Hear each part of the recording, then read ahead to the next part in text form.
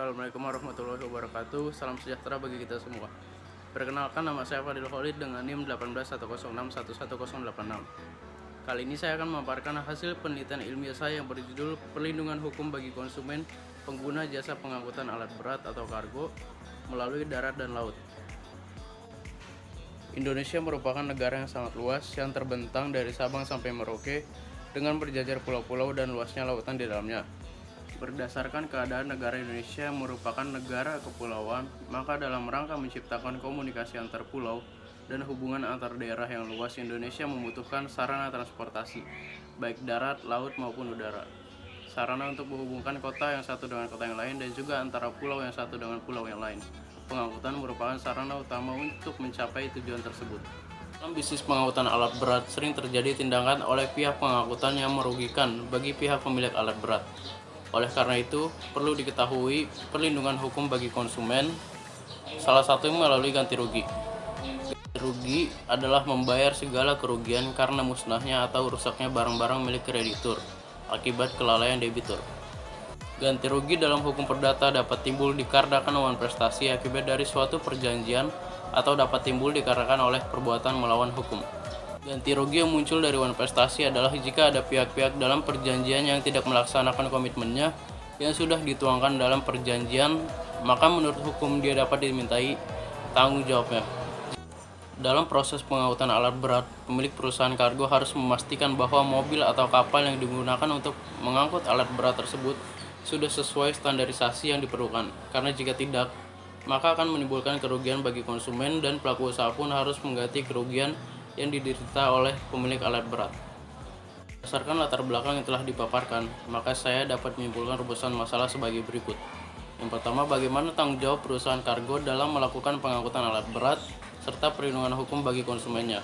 Dan yang kedua, bagaimana bentuk ganti rugi terhadap barang konsumen yang rusak dalam proses pengangkutan oleh perusahaan kargo serta proses penyelesaian sengketanya. Selanjutnya, tujuan dari penelitian ini adalah untuk dapat mengetahui mengenai perlindungan hukum di Indonesia. Apakah sebenarnya telah maksimal dalam pelaksanaannya atau mungkin masih sangat kurang? Karena sejatinya masih banyak hukum yang hanya tertulis di atas kertas, namun dalam pelaksanaannya ternyata tidak dipatuhi.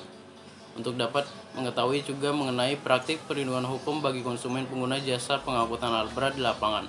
Apakah sudah sesuai dengan ketentuan hukum yang berlaku atau tidak? Penelitian ini menggunakan jenis penelitian yuridis empiris dengan pendekatan pembandingan atau comparative approach dan pendekatan peraturan perundang-undangan atau statute approach. Pendekatan empiris adalah suatu pendekatan penelitian yang digunakan untuk menggambarkan kondisi yang dilihat di lapangan secara apa adanya. Dalam pengamatan empiris, kelihatan bahwa hukum yang dirumuskan secara universal, artinya berlaku umum untuk suatu wilayah tertentu. Pengumpulan data dilakukan melalui studi pustaka dan studi dokumen.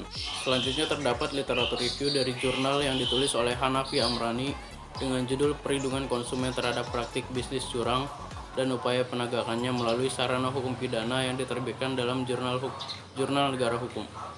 Dalam jurnal tersebut membahas mengenai praktik curang dalam bisnis, terutama dalam memberikan keterangan yang tidak benar terhadap suatu produk, barang, dan jasa. Hal tersebut tidak jarang pula ditemukan dalam praktik bisnis pengiriman alat berat atau kargo.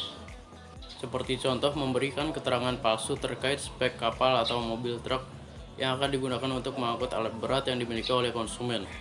Keterangan palsu tersebut tentu akan menimbulkan dampak yang buruk pada saat pengangkutan alat berat.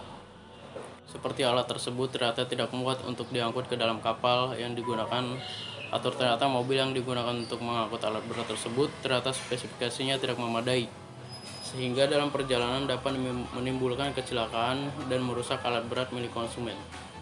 Selanjutnya terdapat beberapa data penelitian yang telah saya kumpulkan.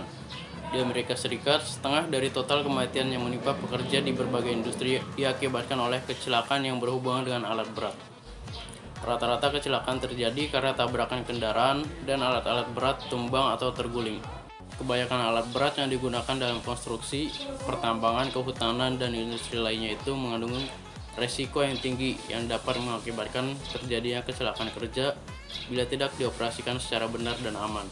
Mayoritas kecelakaan kerja terkait alat berat mengakibatkan cedera serius hingga kematian para pekerja.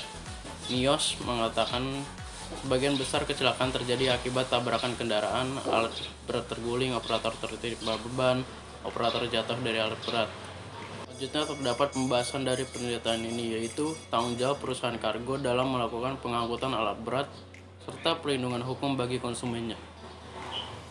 Sesuai dengan pasal 40 Undang-Undang Nomor 17 Tahun 2008 tentang pelayaran, pada dasarnya pengangkut bertanggung jawab atas musnah, hilang, atau rusaknya barang yang diangkut sejak barang tersebut diterima oleh pengangkut dari pihak pengirim atau pemilik barang. Apabila perusahaan pengangkutan tidak melaksanakan ketentuan pasal 41 ayat 3, dapat dijatuhkan sanksi yang ditentukan sesuai dengan pasal 292 Undang-Undang Nomor 17 Tahun 2008. Ketentuan umum lainnya mengenai tanggung jawab pengangkut atau liability of the carrier dapat dilihat dalam pasal 468 KUHD sebagai suatu pasal mengenai pertanggungjawaban pengangkut yang membawa konsekuensi berat bagi pengangkut. Selain itu, pasal 477 KUHD menetapkan pula bahwa pengangkut juga bertanggung jawab untuk kerugian yang disebabkan karena terlambatnya diserahkan barang yang diangkut. Akan tetapi, pengangkut dapat terbebas dari sebagian atau seluruh tanggung jawabnya dengan membuktikan bahwa kerugian atas musnah, hilang, atau rusaknya barang bukan merupakan kesalahannya, yang juga diatur dalam KUHD pasal 477. Dalam tanggung jawab pengangkut atas kerusakan barang tersebut diwujudkan melalui pemberian ganti rugi, seperti yang tercantum dalam pasal 472 KUHD, sebagaimana yang disebutkan bahwa ganti kerugian yang harus dibayarkan oleh si pengangkut karena diserahkannya barang seluruhnya atau sebagian harus dihitung menurut harganya barang dan jenis dan keadaan yang sama di tempat penyerahan pada saat barang tadi sedianya harus diserahkan. Selanjutnya terdapat pembahasan kedua, yaitu mengenai bentuk ganti rugi terhadap barang konsumen yang rusak serta proses penyelesaian sengketanya. Pihak yang bersangkutan dapat mengajukan klaim secara resmi dan tertulis kepada pihak pengangkut dengan dibuktikan dokumen-dokumen yang sah.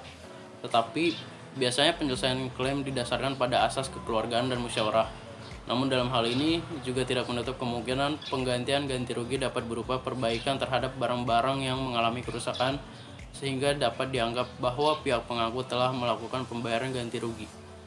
Setelah melakukan pengajuan klaim kepada pengangkut, pengirim atau penerima barang dapat melakukan pelaksanaan penyelesaian penuntutan ganti ruginya atas pelanggaran yang dilakukan oleh pengangkut melalui dua cara yang sesuai dengan isi dalam pasal 45 ayat 2 Undang-Undang Nomor 8 Tahun 99 tentang perlindungan konsumen, yaitu yang pertama ada non-litigasi atau penyelesaian sengketa konsumen di luar pengadilan melalui proses mediasi, arbitrase, atau konsiliasi yang bertujuan untuk mencapai kesepakatan mengenai bentuk dan besarnya ganti rugi agar tidak terjadinya kembali kerugian yang diderita oleh konsumen. Selanjutnya melalui litigasi, yaitu penyelesaian sengketa konsumen setiap melalui lembaga yang bertugas menyelesaikan sengketa antara konsumen dan pelaku usaha atau melalui peradilan yang berada di Indonesia. Terakhir, terdapat kesimpulan dalam penelitian ini. Bidang pengangkutan merupakan kegiatan yang sangat vital dalam kehidupan masyarakat. Dikatakan sangat vital karena didasari oleh beberapa faktor, antara lain baik geografis maupun kebutuhan yang tidak bisa dihindari dalam rangka pelaksanaan pembangunan ekonomi, ilmu pengetahuan, dan teknologi. Secara umum, pengirim barang menawarkan pelanggan mereka logistik dan layanan pengiriman tertentu. Pelanggan yang membeli layanan ini adalah pengirim barang, eksportir, dan importir dalam industri logistik. Jika terdapat kerugian dalam proses pengangkutan, maka pengirim mengajukan surat tuntutan rugi kepada pengangkut.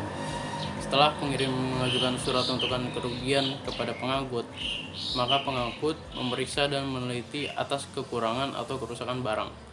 Sesuai dengan pasal 487 dan pasal 3 ayat 6 The House Rules menetapkan bahwa penagihan hak tuntutan hukum atas penggantian kerugian harus dilakukan dalam 1 tahun sesudah penyerahan. Apabila pengangkut telah terbukti bersalah dalam kerusakan atau kerugian barang tersebut, maka pengangkut melakukan penggantian jumlah uang ganti rugi yang ditentukan atas peraturan yang tercantum dalam konsumen. Setelah melakukan perjanjian atau pengajuan klaim kepada pengangkut, pengirim atau penerima barang dapat melakukan pelaksanaan penyelesaian penuntutan ganti ruginya atas pelanggaran yang dilakukan oleh pengangkut melalui dua cara yang sesuai dengan isi dalam pasal 45 ayat 2 Undang-Undang Nomor 8 Tahun 99 tentang perlindungan konsumen. Penulis sadar bahwa penelitian penulis kali ini masih banyak kekurangan dalam mencari data primer secara langsung di lapangan. Semoga dapat diperbaiki pada penelitian-penelitian selanjutnya. Demikianlah pemaparan jurnal ilmiah oleh saya selaku penulis jurnal dengan judul di atas. Terima kasih atas perhatiannya, kurang lebihnya mohon maaf. Wassalamualaikum warahmatullahi wabarakatuh.